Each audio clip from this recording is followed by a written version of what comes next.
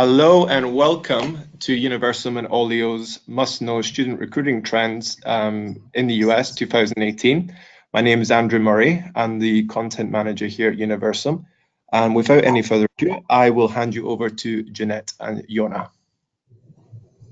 Hi everyone, you have Jeanette Meester here from Oleeo. I'm the Americas Managing Director, and I'm so excited to be here with Jonah next to me, who's also Americas Managing Director. We're twins, although she's of Universum. And for those, we're going to keep today like pretty fun and back and forth. For those who don't know us, I am under 5 feet tall and brunette, and Jonah is much taller than me and blonde, although we do have the same title at our organization, and we both have, I think, 2 kids, and so we're gonna go back and forth today. So again, we're so excited everyone was able to join. We're gonna go through the must-know student recruiting trends, the US edition. We put together a combined trend report earlier in the year, and so this is a recap of that.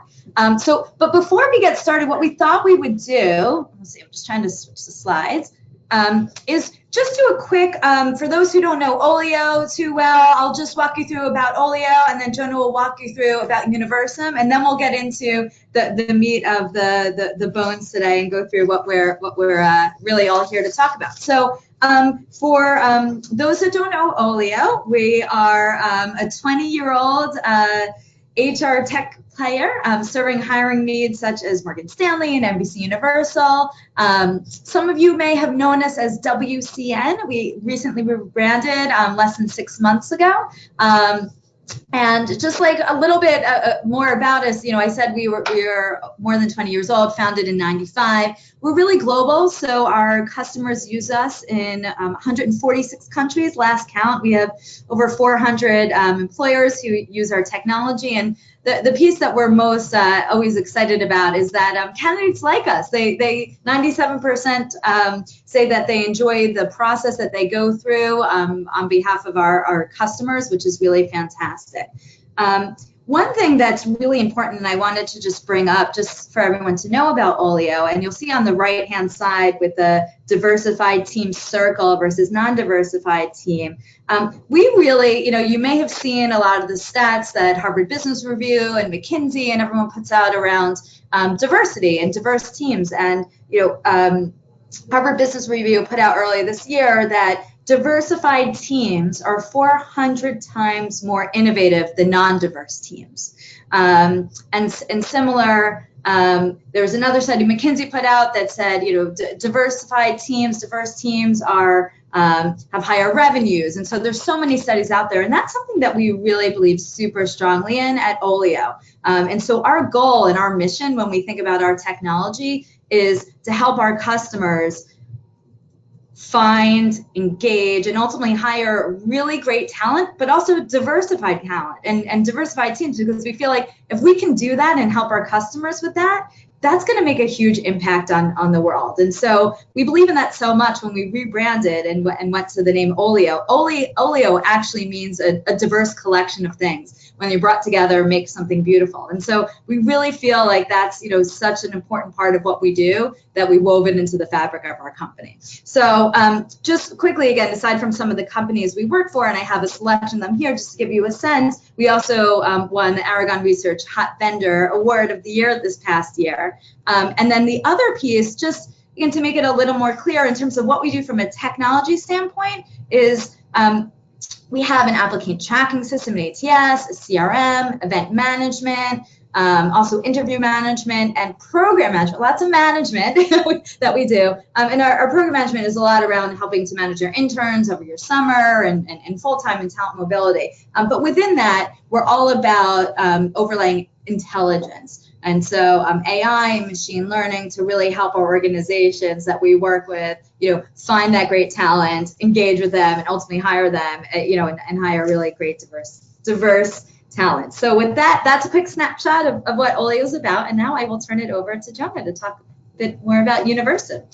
Thanks, Jenna. This is actually really fun because for once we're in the same room when we do this dual thing. So it's super fun. So hopefully you guys can follow. Super quickly about Universum, then we're going to get into the actual content of today. We are a global employer branding company, and we base everything that we do on data. So I think for an engineer like me, it's really exciting because data can really help us make some good decisions, I think, in any part of really a talent attraction funnel. And that's why we also partnered with Jeanette to look into what our findings are saying versus what Oleo's findings are saying, because it's really interesting on the diversity topic in particular. Also, really how diverse talent look at careers, how they look at different companies, how they look at different industries, and really what's important to them, and how we can make sure that we connect the right people with the right opportunities. And that's really what Universum is about. So if we look at kind of our vision and mission, we're really trying to help companies find the right talent for them and talent to find the right employers for them. So we're trying to be like the matchmaker in the middle there. Just really quickly, we work with a lot of global big companies, but also with a lot of local small companies. So anybody who can have any kind of challenge or opportunity when it comes to talent attraction, when it comes to building a good pipeline, when it comes to recruiting diverse talent and understanding really how you can be more attractive as an employer and still stay true to what your own employees think is real. That's really what we're helping our clients with. And we're gonna talk through some interesting findings from our joint report today. If you have any questions, you can write them in the chat. We might be able to take a couple at the end of the webinar, but we will also get back to you guys with personal notes later if we don't have time to cover all of them today. So if there's any questions or anything that comes to mind, then just write that into the chat field, and we will get back to you either during the webinar or later. All right. Just super quickly, for you guys who don't know Universum, we're really looking at the kind of 360 of talent attraction. Usually we're known for our research, but also we help clients a lot, both strategically, tactically, and operationally, to really make sure that you can be an employer of choice for the right reasons and what you need to do to be able to do that. It's a lot about communication. We're going to talk a little bit about communication later. And of course, eventually, ending up hiring the right people. So Universum and Oleeo together kind of match this value chain where we really try to help employers to both talk about the right things, communicate it in the right ways, and eventually then hire the right people for you. Because the right people for company X might not be the same as the right people for company Y. And the better match you have in the beginning, the better retention and the more efficient employees in the end. So it's all about having more productive employees who are happier at work so that your businesses are doing better in the long run. Cool. So we took all of our combined information and research and combined it together for this report. So what we looked at from the Oleeo side, which is the top line in more of the red and coral colors, is globally. So the report is available globally. We're going to talk about the US cut today, but we looked at almost 1 million applications. In the US, almost 400,000 applications. So a really good data set of candidates who are applying to jobs. And that covered students from 205 countries. So a lot of countries as well. Although again, applying to jobs in the US, just to be clear. And then it really was a good sampling of different industries. So finance, retail, tech, consulting, and nonprofit. It is just as you'll see the data as we go through, full disclosure. Some of the data is definitely, we had more data for finance and retail and tech, just given where our makeup of customers are to look through that data. So keep that in mind, and we're going to talk about some benchmarks and whatnot. So just keep that in mind depending what industry you're from. But so that's on the Oleeo side in terms of the applications and data that we looked at. And on the Universum side, well, they had even more respondents. Walk through that. Yeah, so just really quickly, every year we survey between 1.5 and 2 million respondents globally, where we focus a lot on students and graduates, but also professionals. Roughly 66,000 of them reside in the US, but globally they're focused on 60 key markets. We also do a lot of bespoke research in a lot of other countries, but for the purpose of the global report and for the US findings here, we are really focusing now on the US results for today. When we look at students and their backgrounds, we're looking at business students, computer science, IT students, engineering, humanities, and liberal arts, with a high focus on, I'd say, business, computer science, and engineering. So we're going to highlight some differences between these groups, if it makes sense. We're also going to look at diversity groups later, both in terms of who you guys are hiring, but also what these students want, to see if there's a match or mismatch between what they're actually thinking and what they want versus what you guys want when it comes to hiring the right people. So we were going to look at, two sides of the coin. Now I'm getting ahead of myself. Yeah, that was great. We switched the slides. Yeah, and so we're gonna bounce back and forth, and hopefully, we've done this before. Hopefully, it works from on a webinar standpoint. So I'm going to talk about the employer experience, like literally U.S. recruiters, for those who are on the line, again, what's the application process look like for you, what you're experiencing, what you're seeing, what are those benchmarks, and Jonah's going to really talk about the candidate experience. So we're going to do both sides, and hopefully it'll all come together, and we'll take a topic at a time and bounce back and forth. So that's the plan. And again, feel free to write questions in the chat, and we'll try and answer them as we go, and if not, we'll get back to you afterwards. So here's what we found. Out of those in the US, almost 400,000 applications that we number crunched and looked at, is that you as recruiters are really, really, really busy. And to me, I should take just a quick step back. From a background standpoint, before I joined Oleeo, I spent really my entire career as a recruiter, as an HR practitioner, in various recruiting roles. And so I've been in your shoes, for those who are recruiters, and I know what it's like, and I know you're really busy. And so for me, the other big thing is that I always was so much looking for benchmark data to understand how my programs compared to other people's programs. And so the hope is, with some of this data as well, is that you can use this to benchmark your campus recruiting programs and see how you compare. And again, this is all US data. So out of those 400,000 applications for US, you're so busy, you are literally screening out. What we found, 87% of the candidates that apply are screened out. You just, all done and dusted. You end up interviewing about 10%, and about 2.5% of all those applications receive offers, which actually then, keep going, that's a 24% offer rate. So depending on what your offer rate is, that's a really good benchmark. I always said it was the rules of 25. So, it was sort of after first round interviews, the offer rate typically would end up being about 25%, 24%, and that is what we saw the data flush out as. So again, use that, and accepts, it's hard to get a lot of these student jobs, right?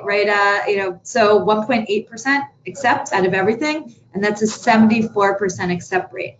I'm going to talk about the accept rate, breaking it out a little bit later by gender, by ethnicity, also international accept rates on students and whatnot. So we'll get into that, but hopefully this gives you a good sense from a benchmark of what's happening across those, the past year. Now let's talk about what else is happening.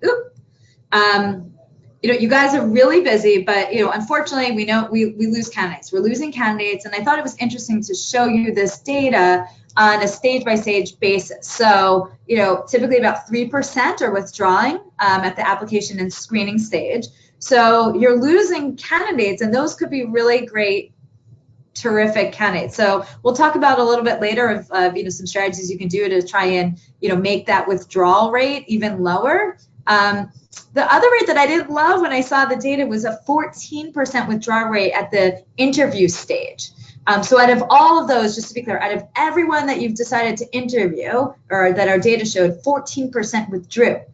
So again, that was an equivalent of only 2% of all applications, but presumably these are the candidates that, hey, you said, hey, oh my God, these are great, I want to interview them, and 14% of them are pulling out of the process, which is, I think pretty high. So again, there's a huge opportunity here, again, depending on what your benchmarks are, to improve that, again, to keep those candidates engaged throughout that process.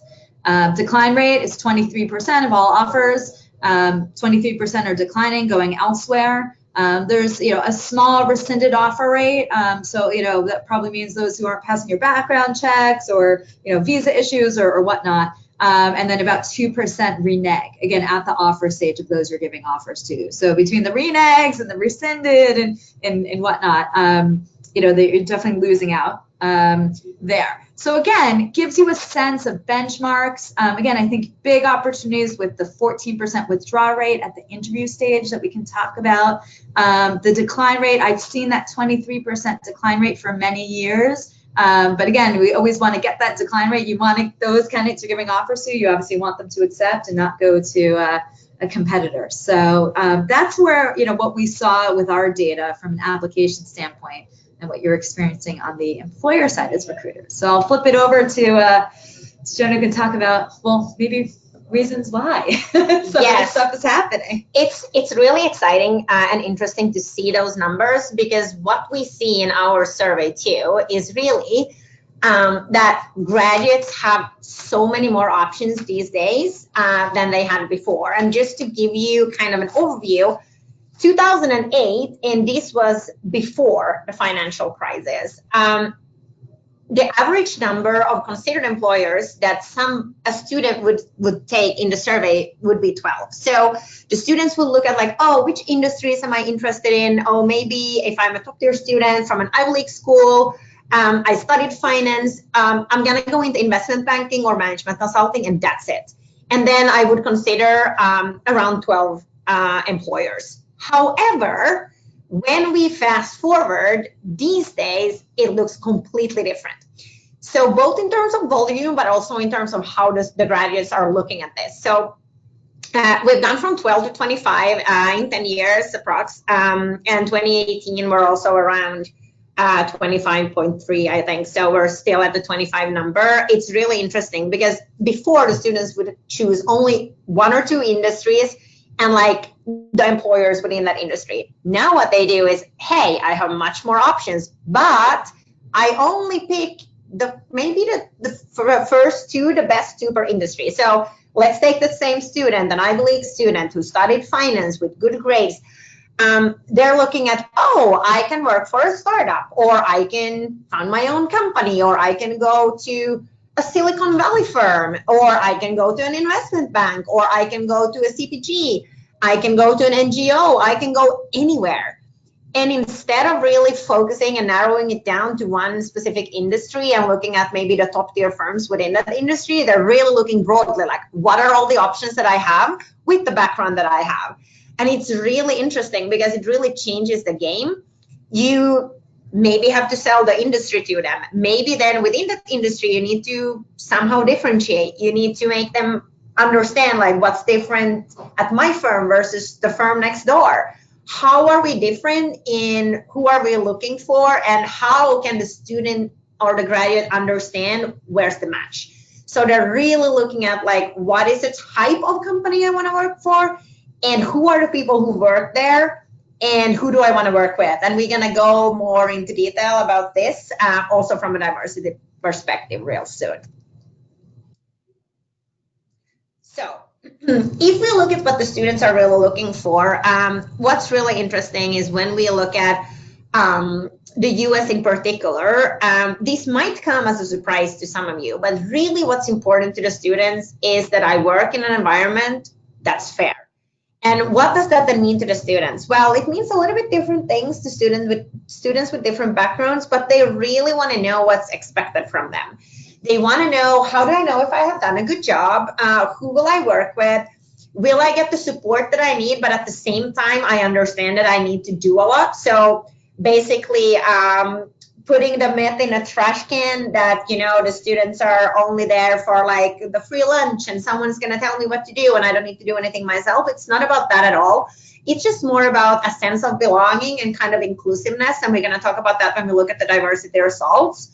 But it's really the most important out of 40 attributes that we have in the survey when we look at preference and we look at perception of companies.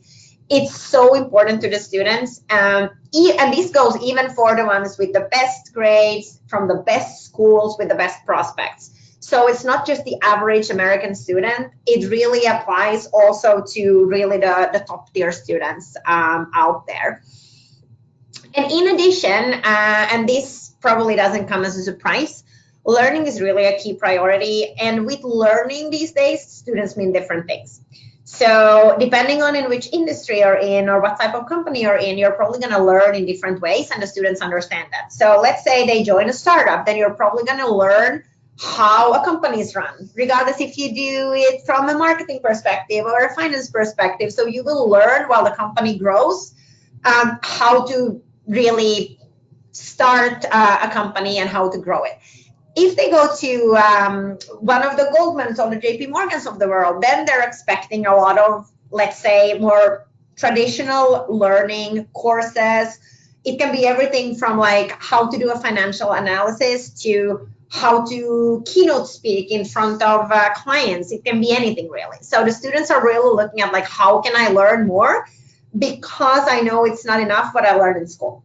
So they're really looking at ways to both like enhance their own professional career, but also to contribute more to the employer they're working for. However, when we look at the list of the 40 attributes, what's really interesting is that recruiting only the best talent is actually the least attractive attribute, and only 8% of US talent thinks this is important. And what does this tell us? It tells us that it's not anymore only about the ones with the highest grades and the ones who ended up being partners at a law firm. It's really about finding your right match. So instead of only looking at like their top peers when it comes to GPA, they're really looking at like, who was the inspiring person that I went to school with, and what does that person do now? Oh, that person is actually running like a startup in the middle of the woods. Oh, that's really interesting. So they are less concerned about only working with the best from, let's say, an academic perspective, and they're really trying to find the best match. And at the same time, they really need somebody to look up to in the company they join. So it can be anyone from a peer to a direct manager to like a high-level director in the firm. It's really about who you work with and how, so that you can feel that you fit in and you can contribute to the success of the company. Cool. So now we're going to switch gears and take a dive into diversity. We'll start off with gender and what we found with the data. So overall, when we looked again at the 400,000 applications, is that women are applying at a lower rate than men, but they're actually experiencing a higher offer rate. So let me just walk you through what this bar chart is saying. So out of all the applications we looked at, about 34% were women. And you can see actually it's like a pretty good. So then, there was about 37% of all of those interviewed were women. So that was a higher pass-through rate. So that's great. There's a lot of good focus there. Offer rate was actually a little bit higher than that. The accept rate was 41%. So again, out of 40% of the offers that were made to females, about 41 accepted at that final class. So that's like a good mirror. So that to me shows, okay, there's good focus, ensuring women are getting through at a good rate. There's no disparate impact happening. Of course, we'd love to see that application rate of 34% go higher. If you think about the number of females that are at colleges and universities now, it's certainly not 34%. That could certainly have a factor, as I said earlier. A large chunk of the industries that we looked at was finance and tech. So clearly those industries, continue to need to do a better job of increasing the candidate pool and attracting the women to actually apply. The good news is once they're in the application pool and process, they're making it through at a really nice rate, which again is, I think, a good thing. But seriously, still more work to do, because 34% is, there's work to be done. The accept rate, I thought this was interesting, a pretty similar accept rate. So 74% for men versus 75% for women. So again, when you give an offer to a guy versus a girl, accept, pretty similar. There are, in the way the data, obviously, everyone should know when you fill out all the EOC stuff, people can select am I male, am I female, or I don't want to disclose it. So of those who said I do not disclose it, there was actually a lower, much lower accept rate. Only 53% of those who didn't disclose if they were male or female, or they were something else, or somewhere in between, 53%. So that to me was sort of an interesting piece as well. Again, from a benchmark data, check your benchmark data. Is there something that maybe you're not being inclusive enough? So consider that. There's some work to be done there on the, getting that accept rate up for those who don't disclose or don't put themselves into one of those two buckets. So that's where we are on gender, and I'm going to switch it over to Jonah to talk about a little bit more gender, and then we'll flip to the ethnicity side and see where the data netted out there. Great, thank you.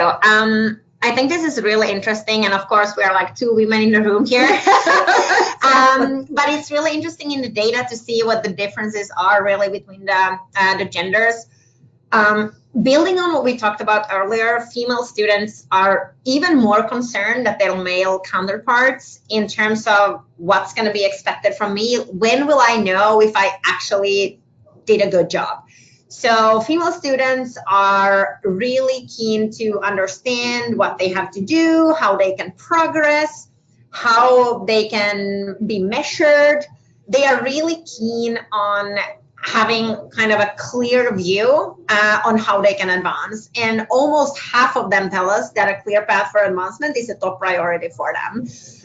In addition, what's interesting, and we see this globally too, is that like a respectful culture, and also like kind of the bigger purpose of both like the firm or the employer, and also the actual job and the role and the tasks is really important for the female students. And what does this mean? It doesn't mean that it has to be like an NGO or we're gonna save the world from cancer or anything like that. It's just about really connecting with the overall purpose of the company, but also with the purpose of the role that you have. So they want to understand like, how am I contributing to something bigger than myself? It can be a project, it can be a client, it can be the society, it can basically be anything. But they really want to understand like how their own work impacts. And this is of course like, I'd say in a nice way, it's very idealistic, but also it just tells us that the more we can talk about like how your actual work tasks will impact the company, the better we will be at probably converting these students to also then accepting our offers overall. Just as a comparison, in Asia, gender equality is not really high priority. The Asian students are more focused on their future and how they can kind of build a future. And we're gonna go back to that when we're gonna look at ethnicity, because we're gonna look at students with Asian background living in the US. And they are leaning a bit closer to their APAC counterparts there. Maybe just a final comment on industry in general. So the female students prefer some industries more than their male counterparts. We have the NGOs. We also have media and advertising and healthcare services, where we see like a big difference. And what's interesting is, of course, that in media and advertising, you usually work really hard and for a low salary, and you need to do a lot before you kind of get to work directly with clients. And then again, in NGOs, it's more about the purpose, but also in terms of healthcare services, the students are also interested in the future. So in the US in particular, like new startups that are disrupting the healthcare system, or giving a different view on health insurance. It can really be anything that's health related. The female students are more interested in that, but I would say it's quite a typical thing to see that it's also some of the students, female students, study marketing more heavily than their male counterparts. So it makes sense, but also it's still a quite idealistic view, but they are really ready to work hard at the same time. All right. Okay, so just a quick funny story as we now take a turn and look at diversity from the ethnicity standpoint. When I was putting this slide together, I was a working mom, and I might have been working on this at home at night, and my son, who's 10, says to me, "Mom, what are you working on?" And I was like, I'm working on some data. And he's like, "Data? I love data." What is this? And I was like, okay, great. You love data? Great. Okay. So I brought him over, showed him this slide that I was building and started to explain to him. And you know, the first one, we look at the Black, and those are Black students. So application rates, they apply out of all the, you know, again, 400,000, only 2.7% were from Black students. And I explained that to my son, and without missing a beat, he literally said to me, "That's it? Only 2, like not even 3%? Like, that's terrible." And I thought to myself, you know, big smile on my face. I'm like, oh my God, he gets it. You know, my kid gets it at such a young age. And so, you know, to me, as we look at this data, and it's a similar story for Hispanic as well, the number of Black and Hispanic candidates applying within our data set is so low.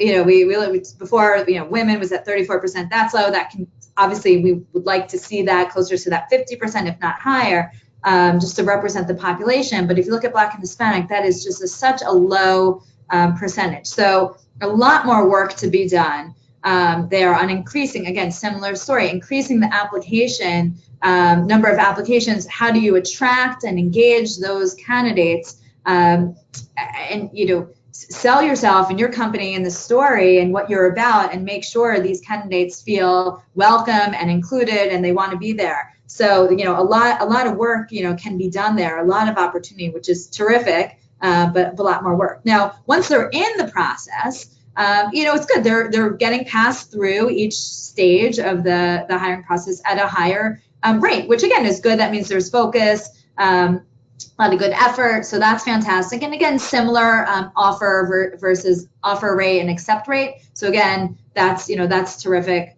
as well. You know, obviously you'd even like it higher, but that's good. Now, the concerning piece is when I looked at the Asian data, you know, a good percentage already, almost 20% of the applications are from Asian students. But then something happens. It's not a huge jump, but if you look about this, you know, it's a lower pass rate, you know, a lower percent, not a huge. I don't know for any of the statisticians, you know, if that's statistically significant. But again, less than 1% less is getting through that are being selected for interview. Less are getting offers, and then, you know, unfortunately, there's a less accept rate as well. So there's something that's happening in the Asian student population where they're you know, not getting the full fair shake as well. So, you know, again, look at this, use this data, again, for benchmark data, compare, how do you compare your organization? But again, there's something here where, you know, for Black and Hispanic, we need to do a much better job attracting those students into our candidate pool. And then for Asian students, ensuring that they're getting passed through at that same pass rate, that, you know, to make sure that you know, there's no, you know, unconscious bias or something happening there. So that, you know, that's what we find. So really, you know, just be aware of that and use this data that way. And actually on that topic, what can we then do about that? It's really, really interesting to see the differences in terms of how the different ethnicity groups really want us to communicate with them, and what are they excited about, what do they want to hear about, what are their concerns, and what are they afraid of. And it's super interesting. When we look at Afro-American students, they actually think it's twice as important for a company to be committed to D&I than any other ethnicity group. So it's really top of mind when they think about, like, where do I want to go work and what do I want this company to offer. So when you communicate with the Afro-American students and you really want to engage them, D&I is a really good topic to start talking about, but it needs to be quite concrete. Like, what are you doing there? How does this actually work? What else do you have than, like, policies? Like, what does inclusion really mean? And I think especially for the younger students, we see now this is going to be something that we're going to see in a couple of years when they have graduated. They're even more focused on inclusion as such and not only diversity. They're really interested in, like, what does inclusion mean? Like, how do we make sure that we take care of everybody, not only me with my background, but like people who are the first people in their families to go to college, people who come from a poor family where you can't even afford to pay the taxi when you go to the client and get reimbursed later. Like, how can you work on these things so that everybody gets the same kind of starting point? They're really into, like, concrete examples on how you guys are working with that. Then if we look at job security, but also ethical standards of the company, we see that those two themes are in general more important to both Latino, African Americans, and Native Americans. And they're a little bit more concerned about like, okay, so the company that I'm going to start working for, yes, how they're focused on inclusion, but also what's the bigger picture? Is this a company or an employer that will be around longer? And how are they looking at like overall ethical standards? So just keeping that in mind when communicating with these students, that this is something that they really care about. If you have good stories that are really kind of real life stories where you can explain how your company is looking at these things, that will for sure make an impact. And going back to what I said about Asian students earlier, when we look at students in the US with an Asian background, they are a little bit more like their Asian counterparts than they are like a typical American respondent in the survey, which is quite interesting. They're more focused on the future in terms of a good reference, finding a place where I will be able to build my CV, to build my career, so that I will make sure that I am financially stable in a while. They're really okay with starting off and building that, but they want to make sure that they're really making and taking those steps towards the future. So they're really concerned about like, what type of company is this? What type of industry is this? Is this the right place for me to go so that I will make sure that I secure my future? While then again, if you look at the Latino, Black, Native Americans, they're more focused on the here and now and really what the company can offer and these big questions about inclusion, ethical standards, and job security. Great. So another, what I actually think about diversity, another way is like diversity of schools, right? We all have our list of, core schools, target schools, whatever you want, like schools that you typically recruit from. And there's been a lot of discussion with our customer base of like, how do you expand out? How do you find great candidates everywhere? Because there's obviously great candidates everywhere, not just the Ivy League. So the question is, have we moved beyond the Ivy League? So let me talk to you about, who is in the data set. So out of all the students who applied, they came from, almost 2,500 universities. So a huge number of universities. But if we look at just the Ivy League applications, out of the Ivy League applications, this is where, Columbia dominated about 31% of all Ivies, which makes sense, and Penn, they're larger schools. So of course, compared to Brown and Dartmouth, they're smaller, schools, they don't have the number of students. So that sort of makes sense. But thought it was really interesting data just, again, to understand, of the makeup of all the applications that you get in your benchmarks, where are you drawing these application from across the Ivies? Now, and look at the numbers, okay, 17%, still like pretty big numbers. Now, if we look at the non-Ivy League applications, what we found, it's very fragmented, which makes sense given the huge number of universities represented. But I thought it was interesting to start to look at the top 10. NYU had 6%. So actually, more applications coming in from NYU versus Brown and Dartmouth. But then you get into, some smaller, Baruch, Rutgers, Stevens, Michigan, 2%. And then you get into the 1%. So smaller numbers. And then it becomes super, super, super fragmented. Again, which makes sense. So again, if you think about your makeup of, where you're recruiting, where you're getting in your applications, just interesting data here. Now, here's where it gets interesting, even more interesting. I'm a big data geek, if you haven't really figured that one out. Out of all the applications, 18% were from Ivy League schools, and 82% were from non-Ivy. And if we look at the offers, 33%, the percent got all wonky, so excuse me, I'm a big format person, so I gotta call it out. I'm calling it out. This is challenging. I know, this is really, I almost want to like undo our presentation and fix it, but I will refrain. But if you look at the offers, 33% of offers went to students from Ivy League schools versus, 8. And so basically what we're seeing here is if you go to an Ivy League school, you have a much higher chance of receiving an offer than not, which is interesting, that's the benchmark data, which is interesting. because there's fantastic students outside of the Ivy League schools. Now, interesting, out of all the offers, when they ultimately made offers, it was only from 319 universities.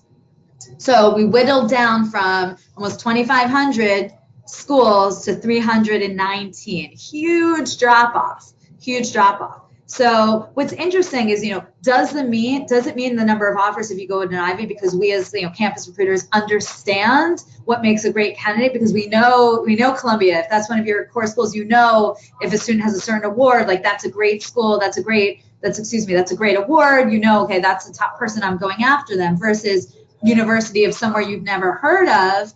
Does that you could be a fantastic candidate, but are they not making it through your process because you just don't know the school? You don't know what's a big award at the school, if that's something that is a predictor of success at your organization and whatnot. So I think there's something really interesting there, that there's a lot of great talent and candidates that are being overlooked. Because, presumably, listen, we're all busy. You only have so many recruiters, so many people who can go through all the resumes and understand and talk to all the students. And so I think there's a bit of this, unfortunately, still in this day and age, black hole. One of the things we've started doing with our customers is rolling out an algorithm that will look at all candidates and give a prescriptive recommendation on who they should interview. Really simple. And so to me, I love that, in which when I was when I was actually a recruiter, I had something like that, because I think there's something really interesting, because if you can identify these great students that may be overlooked, because again, from a resource standpoint, there's only so much you can go through, so many applications, if you can bubble those to the top and then zero in on, oh, these candidates are the best, for me, this is great. So really interesting there from a benchmark data standpoint. Now, here's the other interesting thing. When we look at the accept rate of Ivy League students versus non-Ivy League students, 68% accept rate for Ivy League students versus 77% accept rate for non-Ivies. So what I think is interesting, if you are trying to get your accept rate up, because you want to give offers, you want them to accept and whatnot, you can find great students who are really, want to be there, excited about your organization, variety of things, they will accept your offer at a higher rate than those who are from Ivy Leagues. Now, is that because, Ivy Leagues have even more opportunities, more offers? We saw, when Jonah went through, it was on average, I think it was 25 other opportunities that, students looking at on average. It'd be interesting if we cut the data by Ivy League, are they dealing with, I don't know, making this up 30, 40, 50, well, whatever, what's the number? So, is there something playing into that piece there? But again, higher accept rate for non-Ivies. And again, interestingly, ultimately, when people actually accept their offers, the final class was made up of 301 universities. So again, we went from almost 2,500 down to 319 for offers, and then there was more fallout there. So I just, again, I'll keep saying it over, interesting benchmark data. There's some interesting opportunities for, great students outside the Ivy League. And I'll turn that back over. Let's see, go to the next slide. There we go.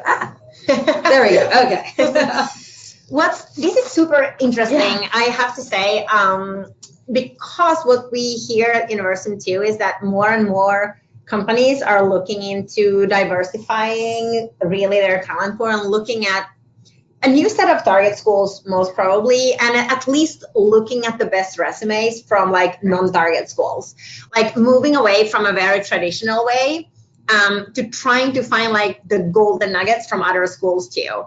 And what we see in the survey is really interesting, because we ask the students also a lot about their current experience and former experience at the university that they're enrolled in. And it's so interesting because there are some interesting differences between the Ivies and the non-Ivy students. So just one, for starters, the students in the non-Ivy League schools are actually more happy with their choice of university right now. We asked them about how satisfied are you with the choice of university? Would you choose this university again? Why do you really like it? What's really good?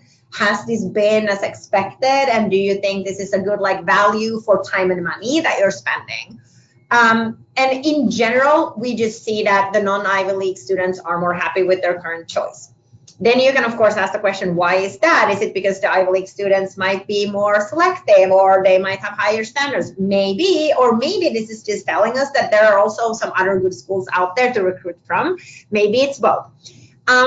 And over 50% of the non-Ivy League university students say that they'd definitely pick the same university again if they could go back in time and pick the university all over. And that's 12 percentage points more than Ivy League students, and that's a lot, right? It's really interesting because it looks like students in non-Ivy League universities are actually quite happy with their choice. They think that the school has met their expectations, and they also think actually that their future prospects in terms of getting a job that they want in a company that matches what they need and where they can be successful is high. So it's very interesting to see that it's not all about the Ivies anymore, both in terms of how our clients, both at Oleeo and University, are moving and trying to be more diversified, and trying to be less traditional here and try to really find the best and most suitable talent for them, but also in terms of how the students look at life. So there's definitely more out there than only the Ivies, and it's so interesting to see how you guys are both converting them and recruiting them right now, and potentially what's going to happen in the future too. It is really interesting. Again, like everyone's talking about diversification again of the school. So a lot of really interesting opportunities there.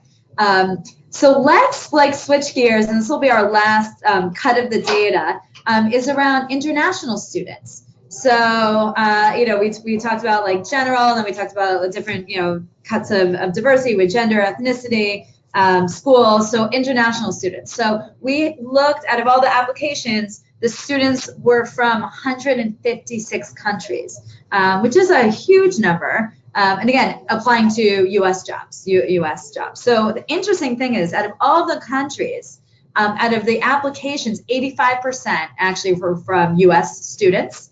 So a small percentage from, that 156, 155 makes up only 15% of the applications, which I thought was interesting. And then out of the U.S. students, they've received 97% of the offers and accepted 98% of the makeup of the final class. They made up 98%. Now, is that huge? Almost, more than 10% jump.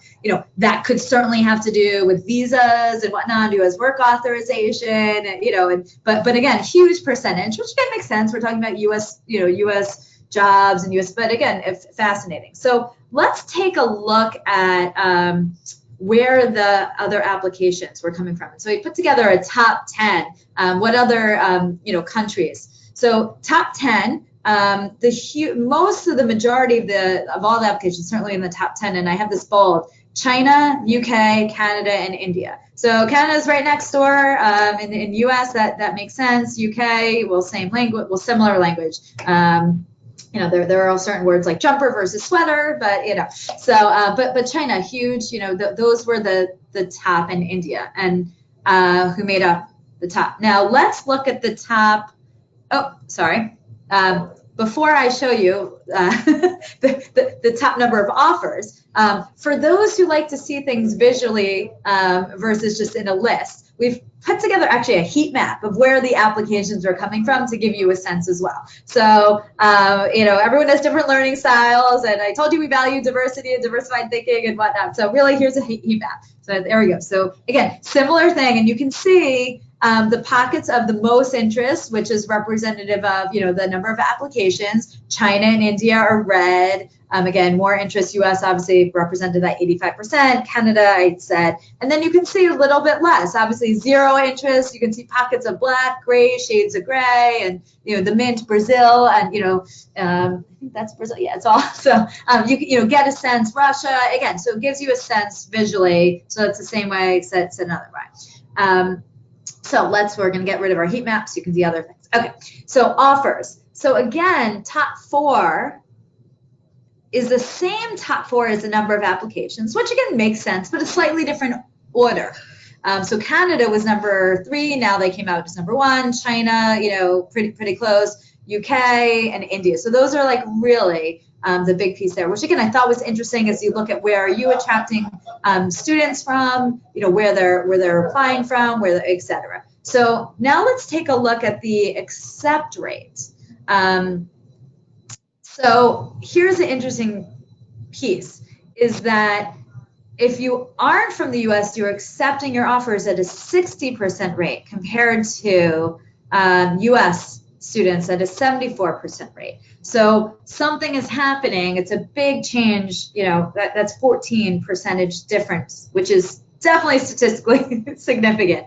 And is it, you know, that may be, again, does that have to do with work authorization? Is it something in your recruiting process where, I don't know, you're giving out offers where people actually can't accept it? Or is there something else going on there? Are you not, you know, or not as inclusive? Is there like, what's happening there? But there's something happening to those who are accepting at a much, much lower rate for those outside, you know, like the US. And if we break it down by, and I thought this was really interesting. So Canada has a similar accept rate as US, 74%. So again, they're like our next door neighbors, makes sense, like same. China way down, 47%. And UK, to me, this was really fascinating, 27%.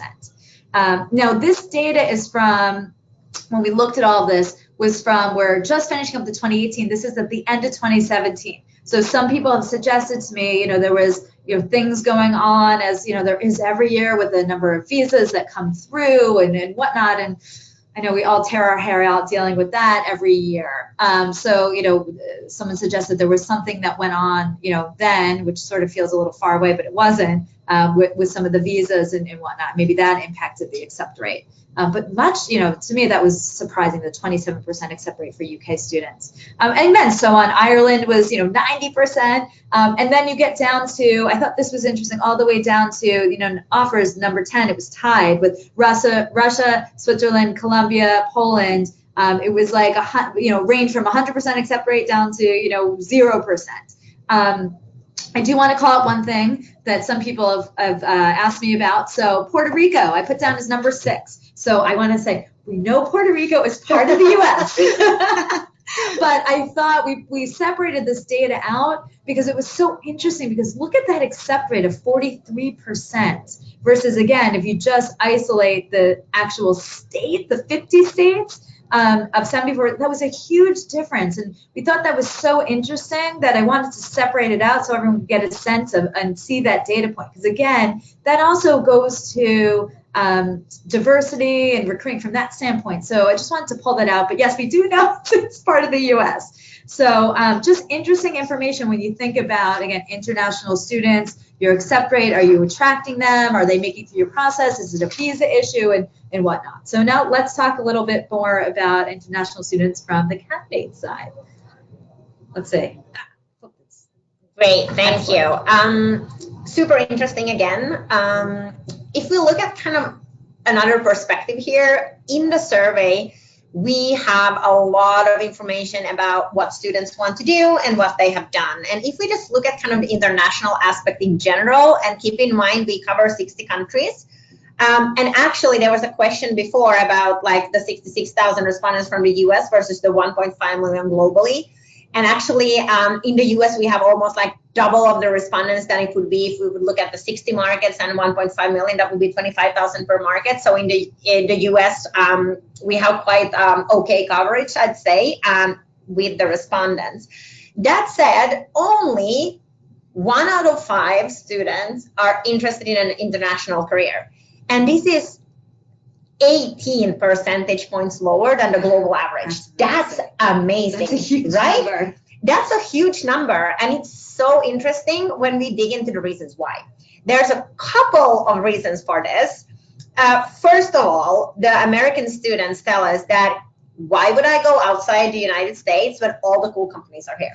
We have the Amazons, we have the Facebooks, we have the big Fortune 500 companies. We have everything. Why do we need to go somewhere else? That's the first thing. And second of all, also, the students, if we look at what they have been doing, 20% of the US students have had some kind of international exposure. It can be like an exchange year or an exchange semester, or traveling abroad between semesters, or whatever it might be, like work and travel. And the US students really tell us, like, there's already so much opportunity here that I'm not sure if I need to look somewhere else. And these can be both good and bad, right? So the good thing is like, yes, they're right. There are a lot of really interesting companies here. But also when it comes to just diversity and understanding other cultures and having a global business as such, it's probably really beneficial for these students to get a little bit kind of a broader view. And I just think it's really mind-blowing that it's so much lower than anywhere else in the world. But then it makes sense because, of course, US is such a big country with such big diversity of different types of companies. But it's a really huge difference. And if you look outside the US, the students are really, really keen on international experiences, both in the US and anywhere else, basically. So we have, I'm just looking at the time, about 4 minutes left. So we'll, go through these, fairly quickly. So the big question is how do you harness these trends? And I jokingly say is, keep calm, and engage, happy engagement. But really that's where, to me, a lot of these pieces are. We talked about, and I have a quote here from Seljuk Blacker, who's one of our customers. He heads up campus at NBC Universal. And it's, we've touched on it, but, for us, it's if you can really personalize the process for not just like target groups, whether that's, by gender or ethnicity or maybe by schools, really personalize the process and, ensure you're giving great targeted content to the candidates at the right time in the process. So, Black students really, want to, make sure that your organization, if they're going to apply, cares about diversity and inclusion. So make sure, well, one, hopefully you do, but, show them content earlier on in the process about that, really target it to them.